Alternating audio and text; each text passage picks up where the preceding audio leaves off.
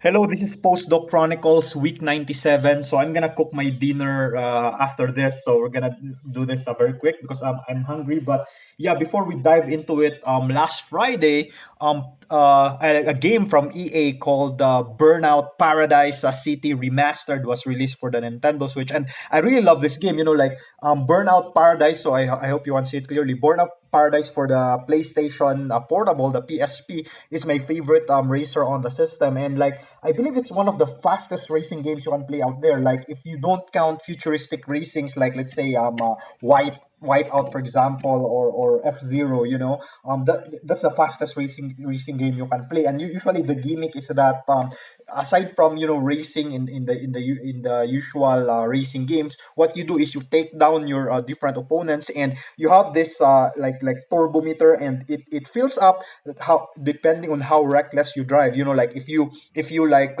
meet incoming traffic and you dodge them like at the last minute, or you wipe out a lot of your enemies, you get a lot of these boosts, this nitro, and it's really so taking down stuff, being a reckless driver is really encouraged. And now Burnout Paradise City is the same idea, but the thing is, they took the open city formula of, for example, things like Need for Speed Most Wanted, where you are free to drive around an open city, and then you can like challenge at different places. So that is Paradise City, and as opposed to like the things on the PSP, Burnout Legends or Burnout Dominator, where it's a bit arcadey, like you just pick up races and then you go from point A to point B. But on the Switch, it's an open city game, and then yeah, it's really very amazing because like the game itself, like yeah, you press ZR to accelerate, and it runs at 60 frames per second even on handheld, and it's really yeah, it's really very amazing. And yeah, and again, of course, if you haven't heard the name Burnout Paradise City is based on, of course, the song by Guns N' Roses. First time you open it, you're greeted with this song, like "Take me down to the paradise city where the grass is green and the girls are pretty. Oh, won't you please take me home? Yeah, yeah." Take and then yeah, while driving, you have that music playing. Yeah, it's very good. And yeah, Burnout is it's known for having this some awesome tracks from like different bands. Yeah, but the highlight of course Paradise City is that Guns N' Roses song, but yeah, so I have that on the Switch, and so far it's really very nice.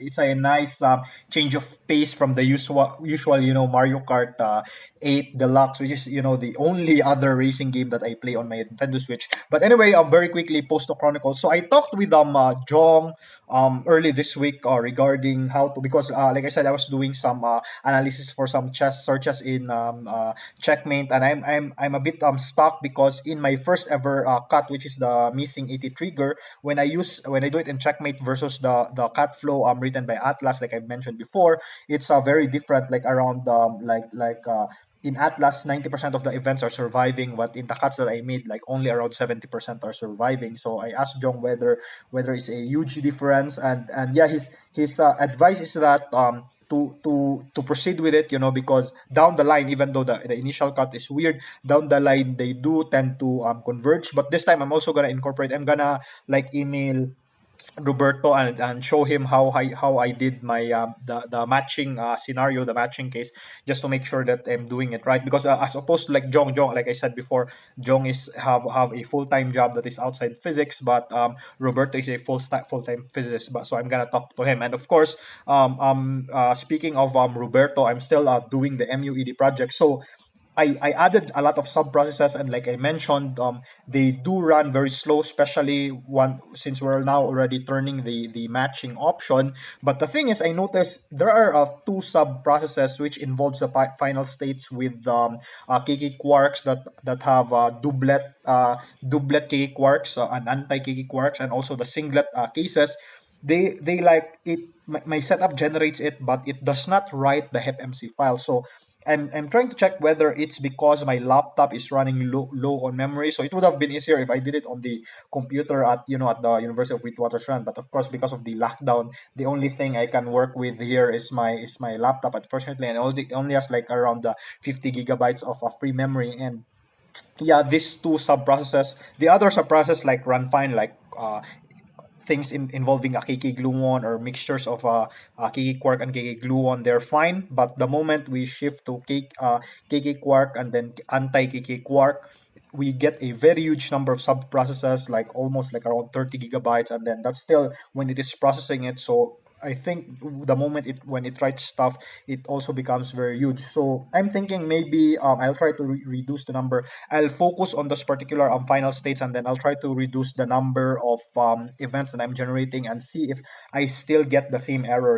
Because we would expect that if we only consider, instead of like my default is 10,000, we make it, let's say, 100, then maybe we solve the problem with the writing memory, and just to confirm that it really is the problem. So if it works with just like 100 events, then at least we're able to isolate the problem, right? And of course, last Friday also I was able to report to Atlas for the first time, the first update of my qualification task since I started early this year. So I told them, you know what I did so far with the standalone setup that I did, and then the setup in the Athena, and the nice comment moving forward is that they look at, because like I mentioned before, the validation from Athena versus the validation I did for the standalone.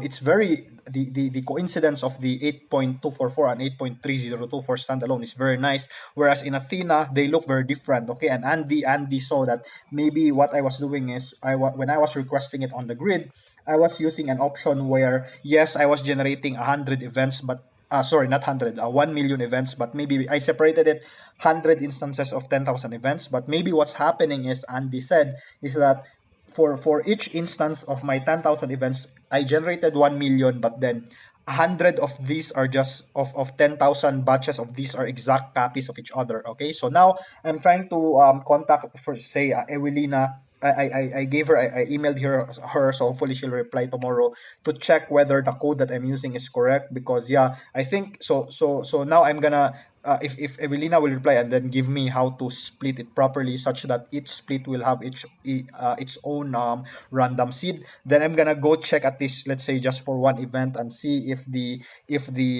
match between 8.244 and 8.302 will improve. Then we can say that the problem was coming from the fact that I was generating duplicates event. And aside from that, so after I solved that, there are still problems with certain processes. For example, soft QCD that does not work when you run them right away on the Athena. But the nice thing is, majority of the events which did not work before are working right now on the nightly build. Okay, so the moment we solve this, and then with the validation, then I can move forward with the next step of my qualification task, which involves the validation of the new shower modes of Pythia, which is the Dyer and Vinsha. Okay, and I'll be sure to give an update next time. And also, finally, there's this week no news came regarding our multi-Higgs paper. So like I said, the last comment by the referee, we already answered it. So it's with them. So hopefully by next week, or at least within this month, hopefully we hear from them. And